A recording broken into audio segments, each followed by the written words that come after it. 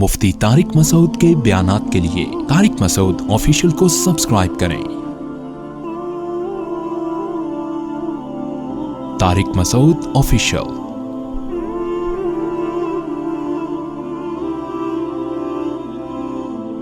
دنیا سے کٹ کے ہے نا، آسٹریلیا تو سمندر کے بیچ میں ایک جزیرہ ہے اور انڈیا سے تقریباً 3 گنا بڑا اس کے پاس اسپیس ہے۔ یہ جو لوگ کہتے ہیں نا آبادی بڑھ رہی ہے، اسپیس کم ہے، یہ اتنا بڑا جھوٹ ہے نا کہ نقشے سے دیکھ لو پتہ چل جائے گا۔ آسٹریلیا کی آبادی اتنی تھوڑی ہے اور اسپیس انڈیا سے 3 گنا زیادہ۔ اتنی دنیا خالی پڑی ہوئی ہے نا کہ برساتی مینڈکوں کی طرح فل اسپیڈ سے بھی بچے پیدا کرو، یہ دنیا بھی بھرنے والی نہیں ہے۔ یہ آپ کنویں کے مینڈک کو ایک جگہ بیٹھ کے سوچ رہے ہوتے ہو اور وسائل سے بھری ہوئی ہے، کھودنا شروع کرو پتہ نہیں کیا کیا نکلے گا ابھی۔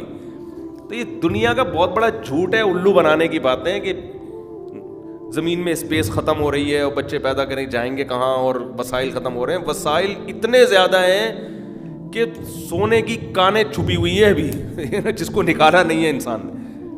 خوراک اتنی چھپی ہوئی ہے، ایک دانہ ہزاروں دانوں کو پیدا کرتا ہے۔ آپ زراعت کے قابل زمینیں، آپ کو پتہ ہے اب تو ماہرین یہ کہتے ہیں کہ انسان کو جو ایک گھر کو جو سبزیاں چاہیے نا صرف اپنی چھت پہ اگا سکتا ہے وہ۔ ایک خاندان کو جو آلو پیاز ٹماٹر لہسن ادرک چاہیے نا، اس کے لیے بہت بڑی بڑی زمینوں کی ضرورت نہیں ہے۔ آپ گملوں کے اندر اپنے گھر کے تمیز سے ایک خاص ترتیب سے لگائیں، وہی آپ کی ساری خوراک کو پورا کر دے گا۔ یہ تو دنیا کا سب سے بڑا جھوٹ ہے کہ بچے پیدا ہو رہے ہیں تو رزق کی کمی ہو رہی ہے اور کھا رہے ہیں ایک دوسرے کو۔ برباد کر دیا اپنے آپ کو،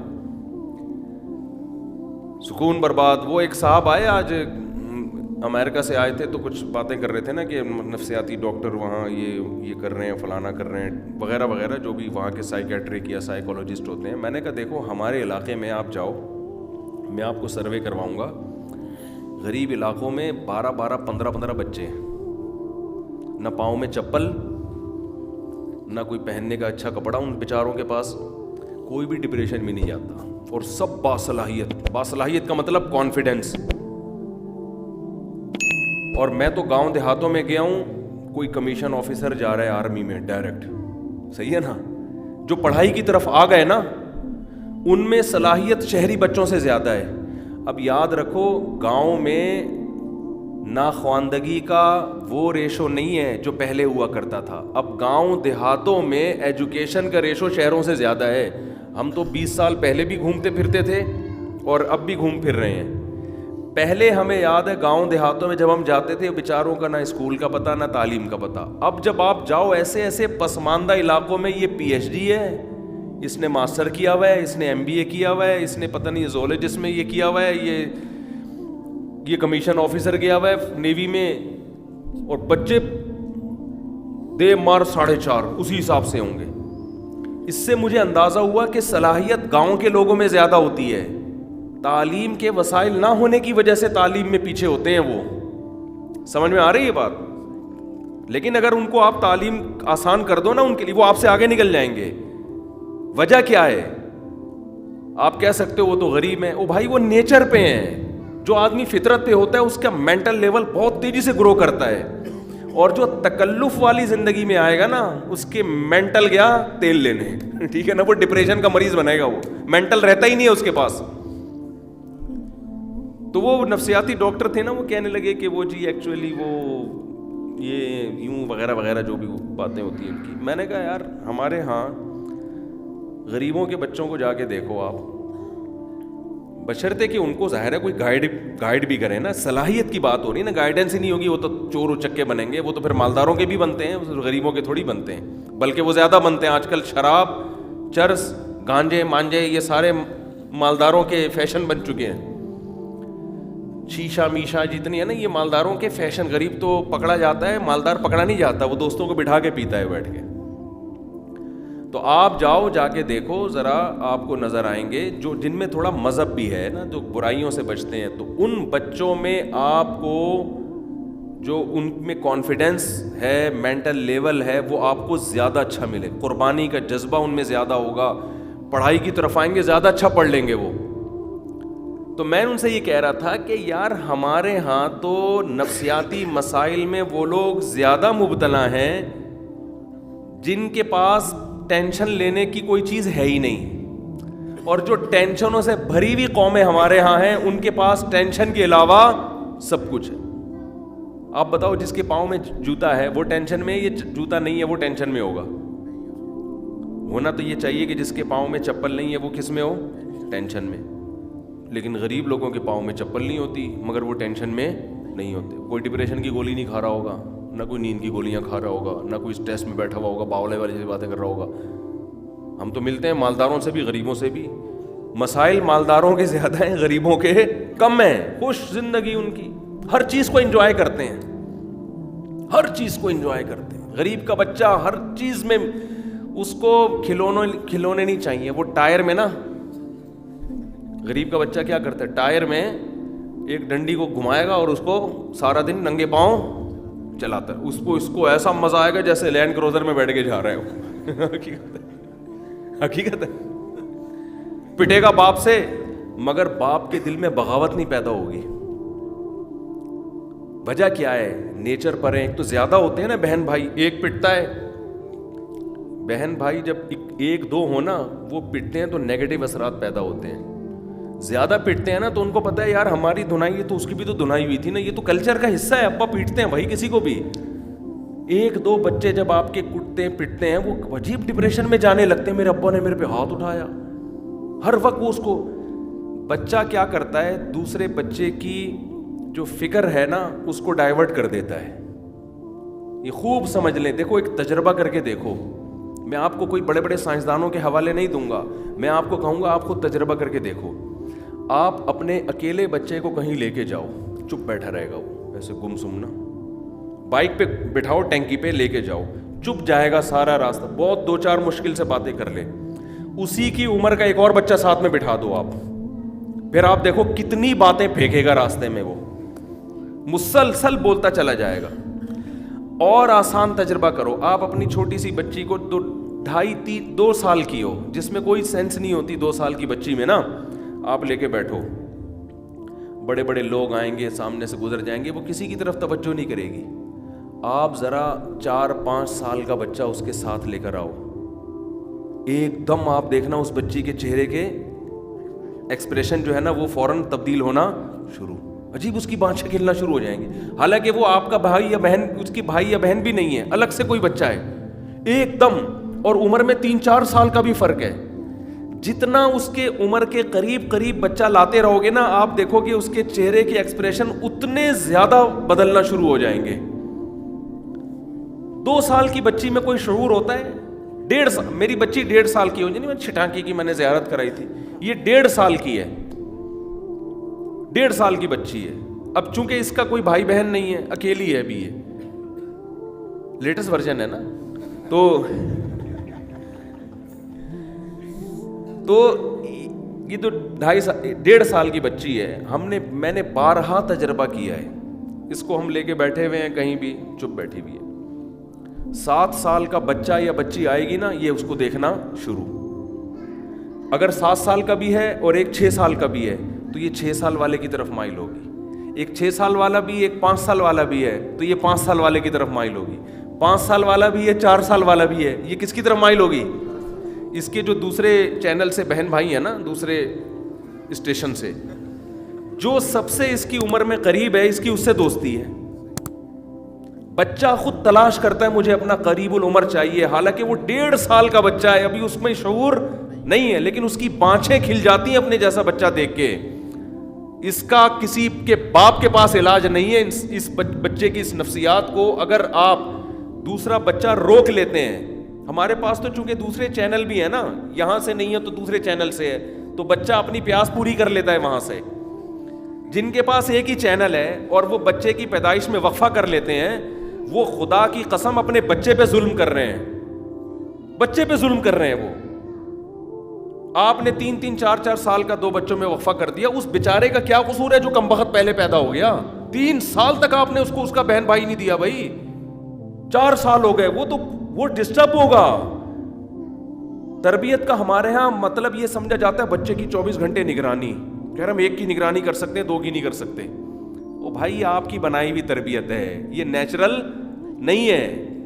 یہ ہمارا کھڑا ہوا ہے نا گارڈ ساجد, ان کے کبھی گھر جا کے دیکھو, ماشاءاللہ یہ KPK سے ان کا تعلق ہے, ان کے ہول سیل کے حساب سے بچے ہوتے ہیں. یہ مجھے بتاتا ہے اپنے گھر کے واقعات, کہہ رہے ہیں ہمیں پتہ بھی نہیں ہوتا بچے کیسے پل رہے ہیں, خود ایک دوسرے کو مارتے کوٹتے, معافیاں مانگتے, کھیلتے کودتے بڑے ہو جاتے ہیں. اور چونکہ بچے بچپن سے لڑتے ہیں تو لڑنے میں ان میں بہادری بھی پیدا ہوتی ہے, قوت برداشت پیدا ہوتی ہے ان میں, ممی ڈیڈی نہیں بنتے وہ.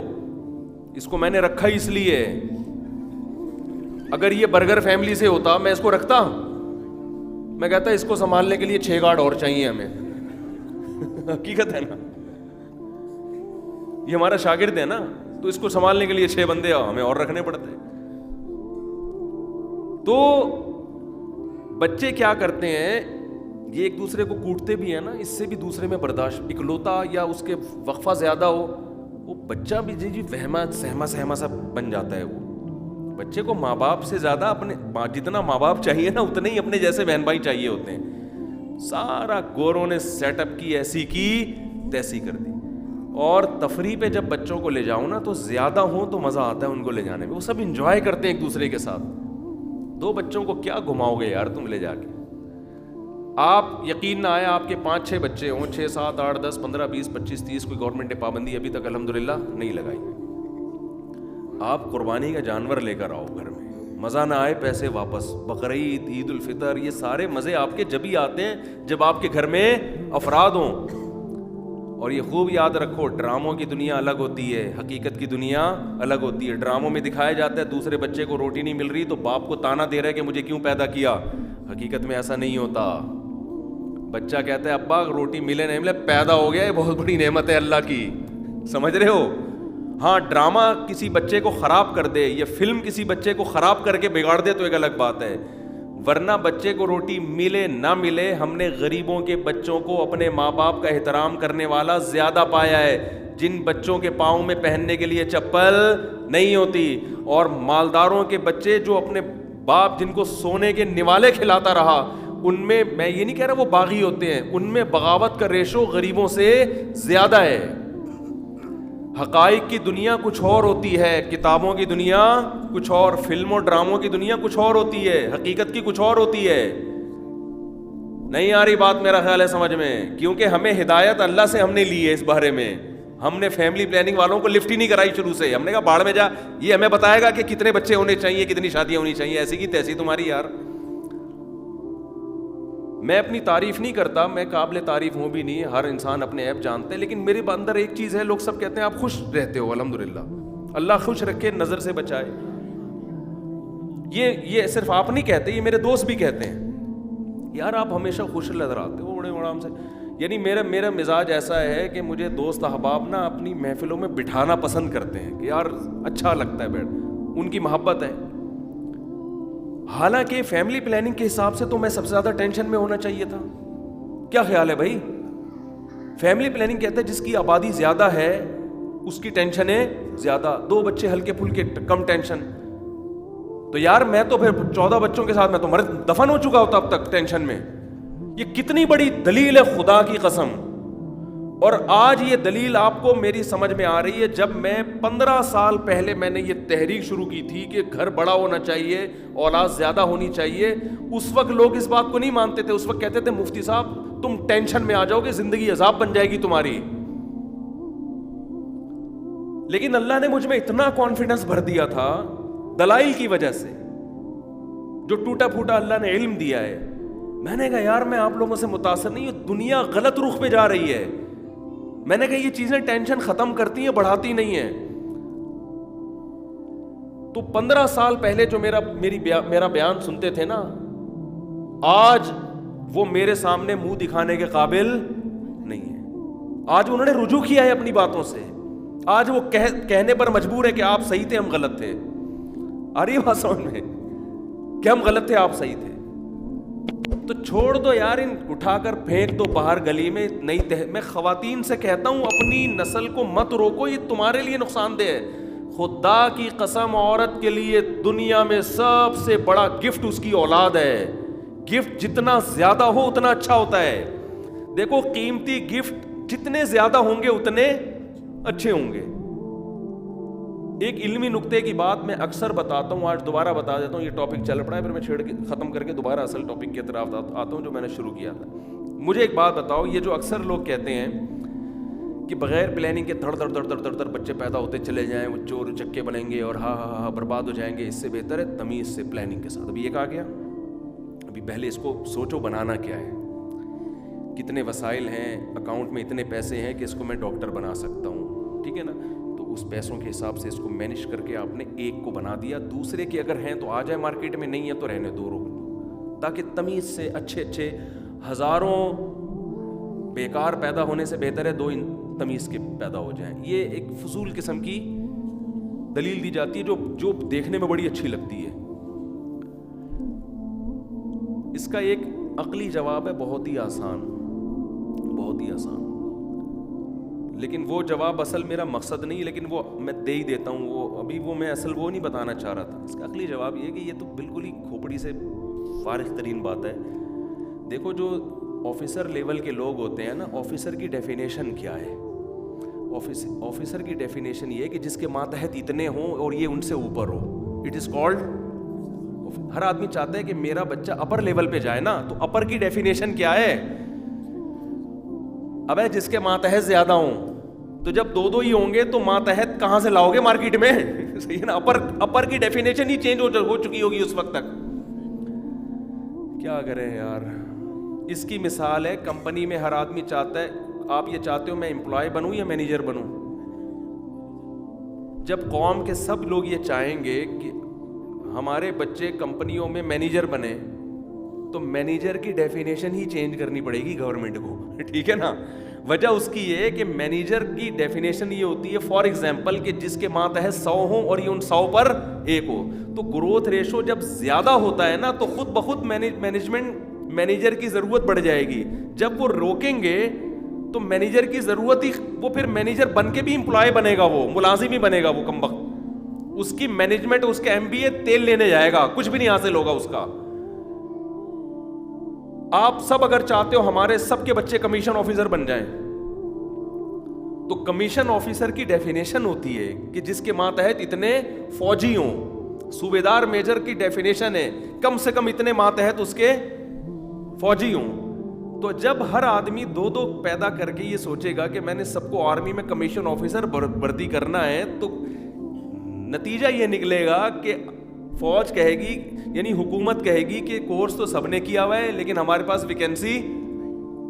یہ تو نیچرل ہے کہ بھائی یہ تو خدا نے فیصلہ کرنا ہے کہ کتنوں کو اللہ نے ڈاکٹر بنانا ہے, کتنوں کو اللہ نے مینیجر بنانا ہے, کتنوں کو اللہ نے کمیشن آفیسر بنانا ہے. یہ فیصلہ آپ نے نہیں کرنا, یہ کس نے کرنا ہے؟ اللہ نے کرنا ہے. آپ نے تو گروتھ کو بڑھانا ہے, باقی قدرت فیصلہ کرے گی کہ کون آفیسر بنے گا, کون ماتحت ہوگا. اب آپ اس ٹینشن میں آ گئے کہ میرے بچے ماتحت ہوں گے, تو یہ ٹینشن لینے کی ہے نہیں. دنیا مسافر خانہ ہے بھائی, جانا اس سالے نے بھی قبر میں ہے جو آفیسر بن کے جائے گا, جو فوجی, بلکہ قیامت کے دن بہت سے فوجی ان کو نشان حیدر ملے گا, بہت سے آفیسر کو نہیں ملے گا. ان کی قربانی بعض دفعہ عام رنگروٹ کی فوجیوں کی زیادہ ہوتی ہے, فرنٹ پہ لڑ رہے ہوتے ہیں, جانیں پیش کر رہے ہوتے ہیں. کیا کروں, کیسے سمجھاؤں؟ ان کو ہو سکتا ہے زیادہ اجر ملے. بلال حبشی تو غلام تھے, وہ تو غلام تھے, لیکن نبی نے کیا فرمایا کہ میں نے ان کی آہٹ کی آواز جنت میں سنی. دنیا میں نبی نے جنت میں سن لی ان کی آواز. تو یہ تو اس کا عقلی جواب ہے کہ یہ بات ہی غلط ہے. دوسرا اس کا جو قرآن و سنت والا جواب ہے نا, وہ یہ ہے کہ یہ جو کہتے ہیں نا اتنے بے تحاشا جب پیدا ہو جائیں گے, بے تحاشا, تو بھائی پلاننگ کے تحت ہو اتنے یہ تو خوب سمجھ لو اولاد سے بڑھ کر ماں باپ کے لیے کوئی تحفہ ہے نہیں. قرآن سے بھی پتہ چلتا ہے, عقل بھی یہ کہتی ہے, آپ کے اپنے صرف آپ کی اولاد ہی ہوگی اور کوئی نہیں ہوتا. جو ماتحت بھی ہے, جس پر آپ کے سب سے زیادہ احسانات بھی ہیں, اور آپ کے بلڈ, آپ کا بلڈ ہے, وہ آپ کی مثال ہے, وہ آپ کی نظیر ہے وہ. اب مجھے ایک بات بتاؤ کہ قرآن کہہ رہا ہے یَهَبُ لِمَن یَشَاءُ اناسا, میں جس کو چاہتا ہوں بیٹیاں گفٹ دیتا ہوں, جس کو چاہتا ہوں بیٹے گفٹ دیتا ہوں. تو گفٹ کس کی طرف سے ہو گیا؟ یہ اللہ کی طرف سے. بتاؤ گفٹ لینے میں پلاننگ کی جاتی ہے یا گفٹ آنے کے بعد پلاننگ کی جاتی ہے؟